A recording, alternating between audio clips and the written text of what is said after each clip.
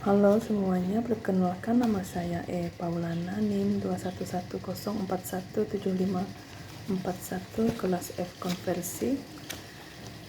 Ini adalah ujian akhir semester atau UAS tahun ajaran 2021-2022, mata kuliah manajemen operasi, dosennya Bapak Adi Mursalim SEMM. Sifat ujian video recording. Pertanyaan nomor 1. Dalam strategi operasional, ada 10 keputusan operasional yang mendukung strategi operasi perusahaan. Jelaskan minimal 3 strategi operasional dan contoh aplikasinya dalam bisnis. Jawabannya adalah yang pertama itu strateginya, yang pertama perancangan barang dan jasa. Perancangan barang dan jasa menetapkan sebagian besar proses transformasi yang akan dilakukan. Keputusan biaya, kualitas, dan sumber daya manusia bergantung pada keputusan perancangan. Yang kedua itu kualitas. Ekspektasi pelanggan terhadap kualitas harus ditetapkan. Peraturan dan prosedur dibakukan untuk mengidentifikasi serta mencapai standar kualitas tersebut.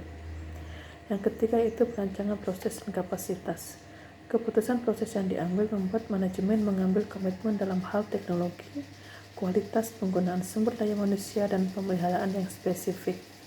Pertanyaan yang kedua, Samsung dikenal sebagai salah satu produsen smartphone berkelas tinggi di dunia. Menurut Anda terkait proses strategi produknya, tindakan-tindakan operasional apakah yang akan dilakukan Samsung secara global pada berbagai aspek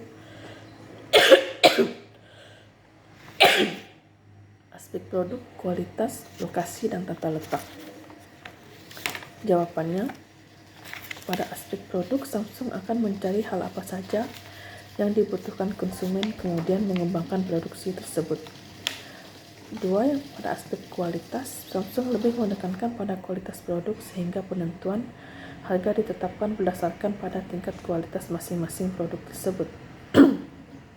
Yang ketiga itu aspek lokasi, itu berhubungan dengan pendistribusian produk kepada konsumen.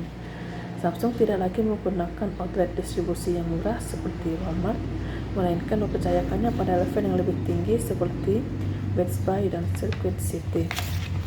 Pertanyaan yang ketiga, jelaskan apakah yang dimaksud dengan value engineering atau perekayasaan nilai dalam proses desain barang dan jasa. Rekayasa nilai atau value engineering adalah upaya rekayasa untuk menganalisis fungsi dari barang dan jasa dengan tujuan mencapai fungsi dalam barang dan jasa melalui biaya total paling rendah dan konsisten dengan pencapaian karakteristik yang esensial, yaitu kinerja, keandalan, kualitas, dan keamanan yang disyaratkan.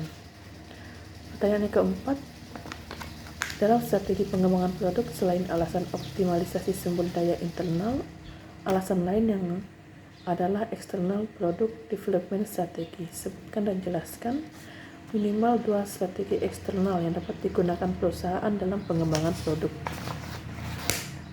Jawabannya adalah 3 strategi dalam pengembangan produk, yaitu pertama strategi peningkatan kualitas. Strategi ini merujuk pada peningkatan kecepatan dan ketepatan pelayanan terhadap konsumen.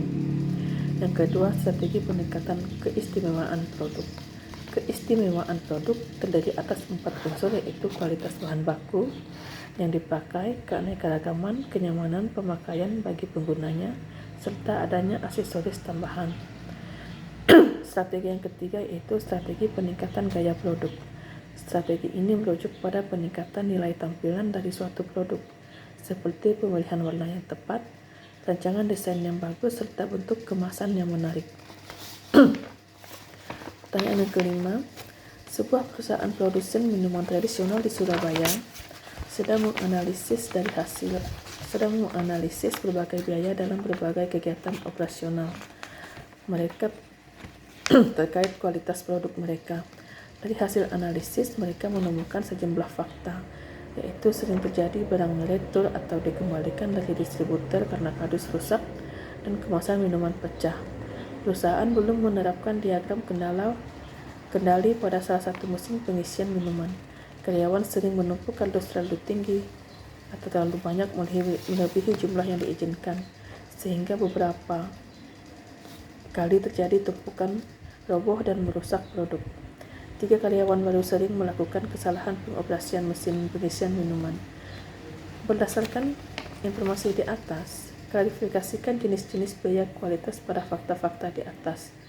Apakah yang dapat dilakukan perusahaan untuk mengurangi biaya kualitas pada setiap fakta tersebut? Jawabannya adalah perusahaan akan melakukan klarifikasi jenis biaya kualitas pada fakta, yaitu sering terjadinya barang return atau dikembalikan dari distributor karena kardus rusak dan kemasan minuman pecah.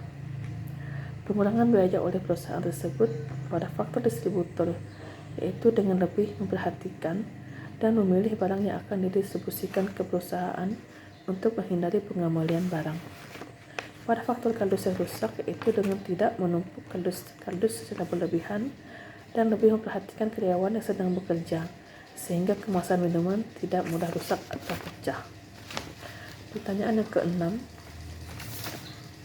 Starbucks merupakan salah satu brand kopi terkenal di dunia dan sudah merajai pasar global. Namun ternyata Starbucks harus menutup banyak outlet di Australia karena kurang diminati oleh masyarakat Australia.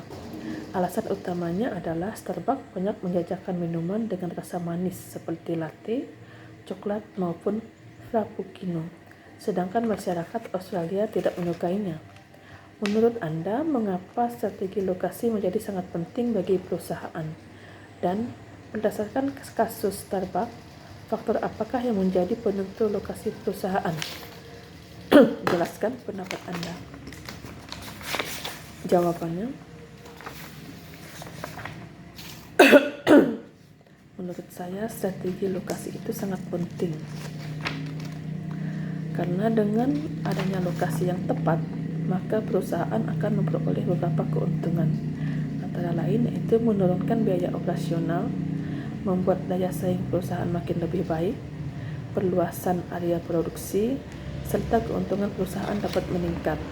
Oleh karena itu, dalam kaitannya penentuan lokasi pabrik harus mempertimbangkan beberapa pilihan, antara lain tidak pindah atau tetap meluaskan fasilitas yang ada.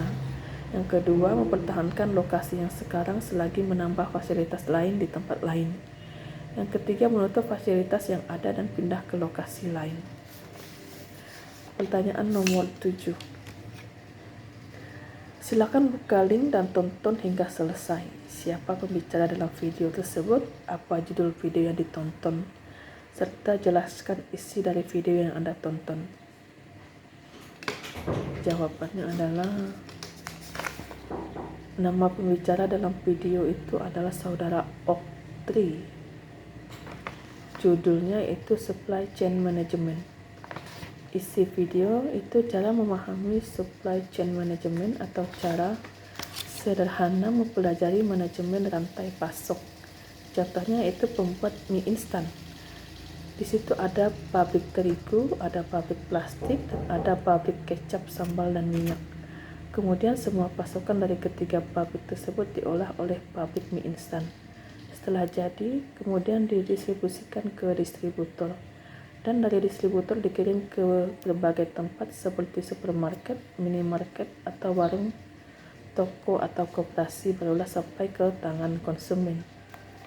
Tujuan utama supply management system adalah yang pertama itu customer. Sebelum sampai ke customer itu adalah planning, procurement, production, warehouse, dan inventory, transportation, dan distribution. Sekian dari saya, terima kasih.